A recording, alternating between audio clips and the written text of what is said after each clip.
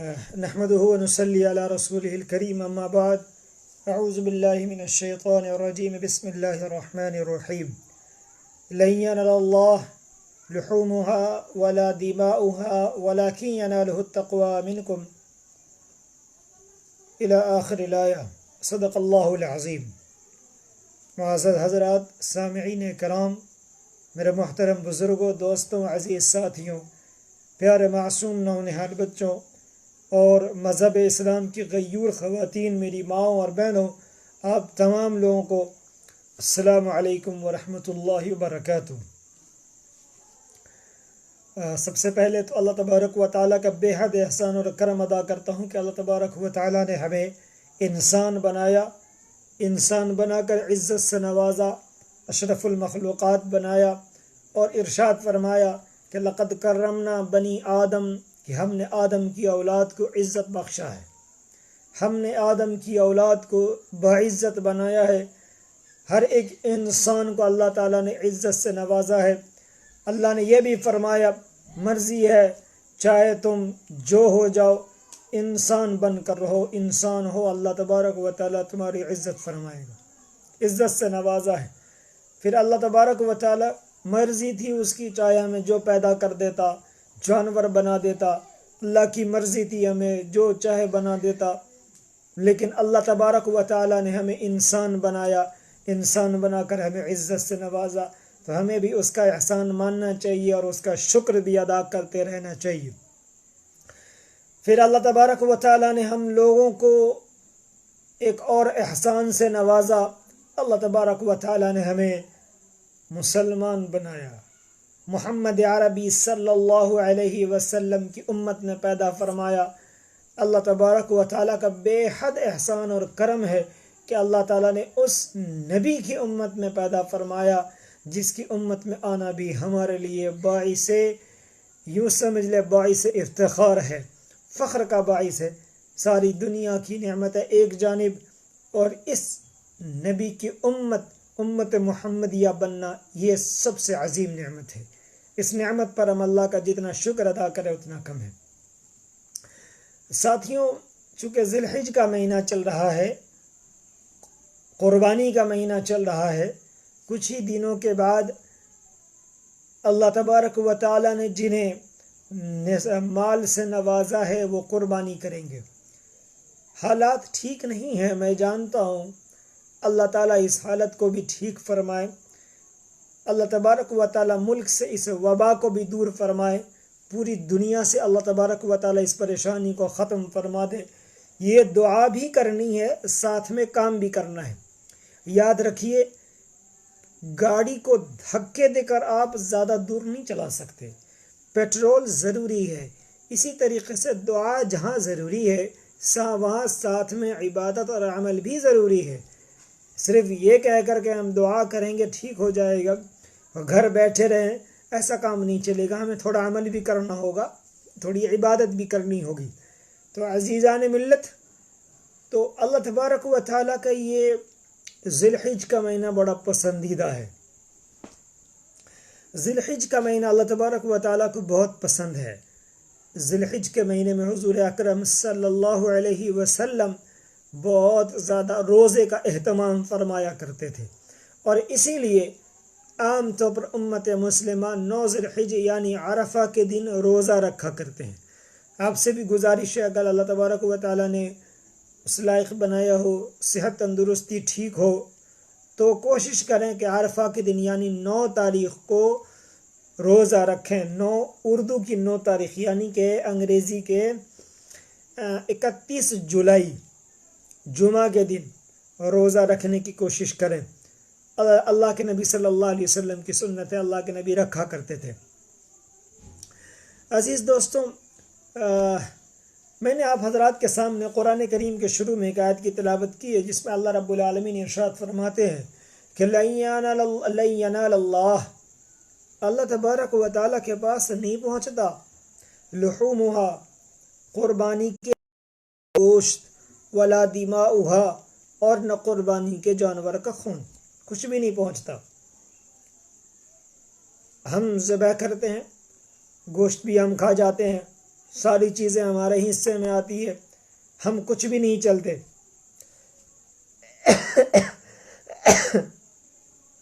ہے نا. اللہ کو ہم دیتے کیا بھائی؟ اللہ کو ہم کیا بھیجتے؟ بکرے. انہیں تو ہم کچھ نہیں بھیجتے. اللہ تبارک و تعالیٰ کو یہ نہیں چاہیے کچھ بھی. میں نے کل بھی اپنے اس بیان میں کہا تھا کہ اللہ تبارک و تعالیٰ نہ ہمارے نماز کا محتاج ہے، نہ ہمارے روزوں کا محتاج ہے، نہ ہماری قربانی کا محتاج ہے، نہ ہمارے نفل و زکوٰۃ، صدقات، خیرات، حج و عمرہ، کسی چیز کا محتاج نہیں.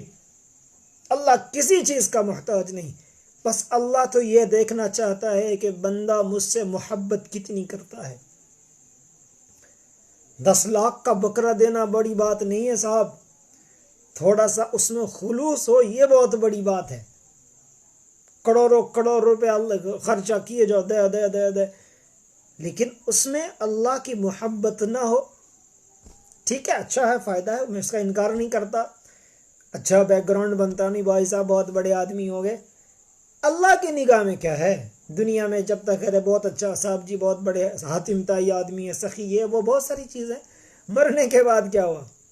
تو ضروری یہ ہے کہ جہاں ہم لاکھوں لاکھ روپے خرچہ کرنے والے ہیں وہاں تھوڑی سی محبت بھی ساتھ میں رکھ لیں.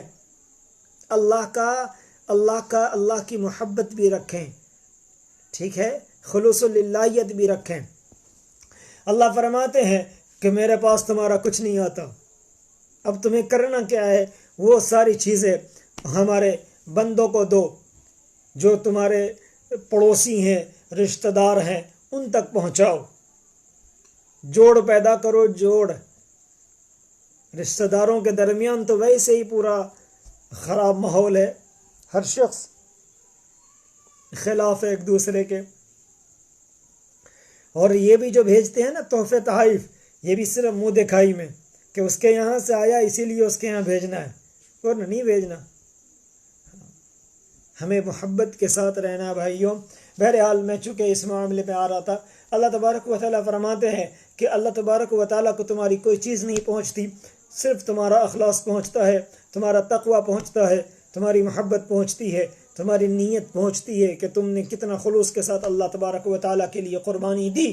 آیا تم نے دنیا کے اندر اپنا ڈھنڈورا پیٹنے کے لیے دیا، گاؤں محلے کے اندر سخاوت اور سخی بننے کے لیے، حاتم تائی بننے کے لیے قربانی دی، اپنی مالداری دکھلانے کے لیے قربانی دی، اپنے روپیے کا دھونس جمانے کے لیے قربانی دی، یا پھر قربانی اس لیے دی کہ یہ سارا اللہ تبارک و تعالیٰ کے یہاں پہنچے؟ چونکہ اللہ تبارک و تعالیٰ نے ابراہیم علیہ السلام سے کہا تھا کہ اپنے بیٹے کو ذبح کر دو. اللہ نے اپنے بیٹے سے کہا، اللہ تبارک و تعالیٰ نے ابراہیم علیہ السلام سے فرمایا اپنے بیٹے کو ذبح کر دو. اگر اللہ تبارک و تعالیٰ مجھے بھی یہ حکم دیتا اپنے بیٹے کو ذبح کر دو، کیا ہم اپنے بیٹے کو ذبح کرتے؟ شکر ادا کرتا ہوں اللہ تبارک و تعالیٰ کا، جس نے ہم کمزور ایمان والوں کو بیٹا ذبح کرنے کے لیے نہیں، بھائی ذبح کرنے کے لیے نہیں، ماں ذبح کرنے کے لیے نہیں، باپ اور بیوی ذبح کرنے کے لیے نہیں کہا. فرمایا صرف ایک قربانی کا جانور ذبح کرو، یہ تمہارا امتحان ہے. ہم دیکھنا یہ چاہتے ہیں کہ تمہارے ہاتھوں میں جو مالدار، جو روپیہ ہے، جو مال ہے، تمہیں اس سے محبت ہے یا پھر تمہیں مجھ سے محبت ہے. ہمارے حکم کی تابع داری کرو گے یا اس میں نقص پیدا کرنے کی کوشش کرو گے، اس میں نقص نکالو گے، اس میں سوالات کرو گے، اس کی خرابیاں بیان کرو گے. یہ اللہ تبارک و تعالیٰ دیکھنا چاہتا ہے. اللہ تبارک و تعالیٰ، بھئی قربانی کیا ہے؟ قربانی کیا ہے؟ آزمائشی تو ہے. ابراہیم علیہ السلام کو کیا چھوڑ دو تو نہیں کرنا تھا؟ ابراہیم علیہ السلام نے کچھ نہیں سوچا، چلا دی چھری. محبت سوال نہیں دیکھتے، محبت سوالوں میں نہیں الجھتا، محبت تو بس ہو جاتا. جو حکم آیا پورا کر دو، اس میں دماغ نہیں لگانا. کہتے ہیں نا عشق میں دماغ نہیں لگایا جاتا، محبت میں دماغ نہیں لگایا جاتا. محبت میں تو دل چلتا ہے، دل. جنہیں لڑکیوں سے پیار ہوتا ہے ان سے پوچھو نا. اللہ تبارک و تعالیٰ سے جنہیں محبت ہو جائے پھر وہ سوال کرے کہ اس میں یہ ہوتا ہے، اس میں وہ ہوتا ہے، یہ نہیں ٹھیک ہے، اس میں وہ ٹھیک نہیں ہے. کچھ صاحب ایک دن کہہ رہے تھے نا، غالباً میں نے کسی ایسے موبائل میں ہی دیکھا تھا، ایک صاحب کہہ رہے تھے کہ جتنے کا جو قربانی کرتے ہیں نا اتنا کا تو یہ کرنا چاہیے، کسی غریب کی بیٹی کی شادی کر دو اور یہ کر دو اور وہ کر دو اور یہاں خرچہ کرو اور وہاں خرچہ کرو، کیا ملتا ہے اللہ تعالیٰ کو قربانی؟ ایک جانور کو کاٹ کر اللہ کو کیا ملتا ہے؟ ہاں ٹھیک ہے بھائی، کبھی یہی سوال ہولی کے موقع پر کرو نا، کبھی یہی سوال جب وہ بکرے کاٹ کاٹ کر ان کو کھاتے ہیں، ابھی تو کبھی یہی سوال مرغی کے دکانوں پر جا کر کرو نا، تو میں وہاں نہیں ہوتا، کبھی وہاں نہیں ہوتا۔ ہاں جب دہیزوں جب یہ لڑکے بیٹی کے باپ سے 10 لاکھ روپے وصول کر کے کھا جاتے ہیں، یہ چور اور ڈکیت، تب تم نہیں بولتے ہیں؟ تم تو خود ہی لیتے ہو۔ ہاں بھائی، تب تم بولو نا، جب بہن کو وراثت میں حق نہیں ملتا تب تم بولو نا۔ ایک صاحب ہیں طاہر بھائی، السلام وعلیکم السلام ورحمۃ اللہ، بھائی طاہر خان صاحب، ماشاءاللہ میں ٹھیک ہوں بھائی، میں انشاءاللہ بعد میں سب کا جواب دیتا ہوں، آپ پریشان نہ ہو۔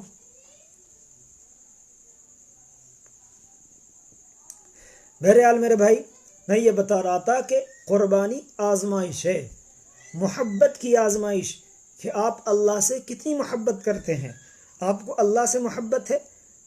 ایک غالباً کسی جگہ پڑھا تھا، کسی کتاب میں ہی، ایک بادشاہ تھے، یاد نہیں ہے ان کا نام، ان کا ایک غلام تھا کالا کلوٹا سا، ان کا نام ایاز تھا، ہاں محمود یاد آیا، محمود رحمۃ اللہ علیہ ایک بادشاہ گزرے ہیں، ان کا ایک غلام تھا ایاز، بڑا کالا کلوٹا، تو وہ بہت محبت سے بڑی محبت رکھتے تھے، تو درباریوں نے بڑی ان کے پیچھے لگائی۔